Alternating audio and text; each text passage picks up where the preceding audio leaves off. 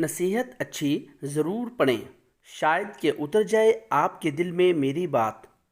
ایک نوجوان اپنے بوڑھے ماں باپ کے ساتھ کسی مہنگے ہوٹل میں کھانا کھانے گیا۔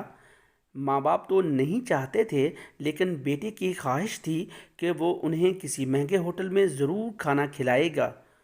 اسی لیے اس نے اپنی پہلی تنخواہ ملنے کی خوشی میں ماں باپ جیسی عظیم ہستیوں کے ساتھ شہر کے مہنگے ہوٹل میں لنچ کرنے کا پروگرام بنایا۔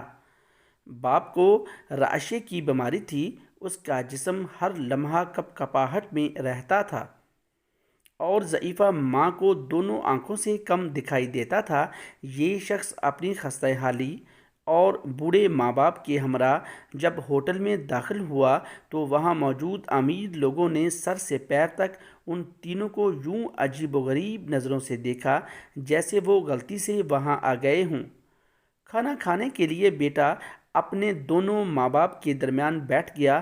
وہ ایک نوالہ اپنی ضعیفہ ماں کے منہ میں ڈالتا اور دوسرا نوالہ بوڑھے باپ کے منہ میں۔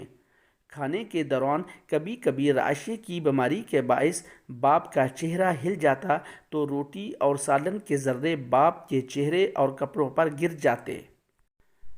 یہی حالت ماں کے ساتھ بھی تھی۔ وہ جیسے ہی ماں کے چہرے کے پاس نوالہ لے جاتا تو نظر کی کمی کے باعث وہ انجانے میں ادھر ادھر دیکھتی تو اس کے منہ اور کپڑوں پر کھانے کے داغ پڑ گئے تھے۔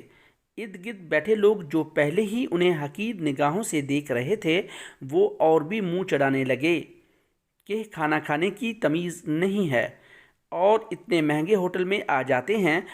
بیٹا اپنے ماں باپ کی بیماری اور مجبوری پر آنکھوں میں آنسو چھپائے، چہرے پر مسکراہٹ سجائے، ارد گرد کے ماحول کو نظر انداز کرتے ہوئے ایک عبادت سمجھتے ہوئے انہیں کھانا کھلاتا رہا۔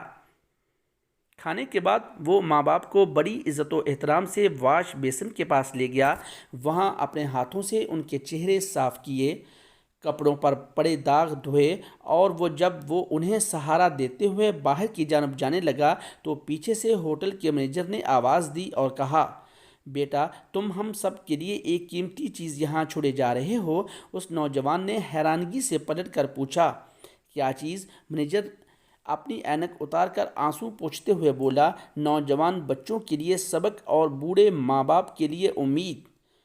اللہ تعالیٰ جن کی ماں باپ زندہ ہیں ان کو لمبی عمر عطا فرمائے اور جن کے ماں باپ وفات پا گئے ہیں ان کو اللہ تعالیٰ جنت الفردوس میں اعلیٰ مقام عطا فرمائے۔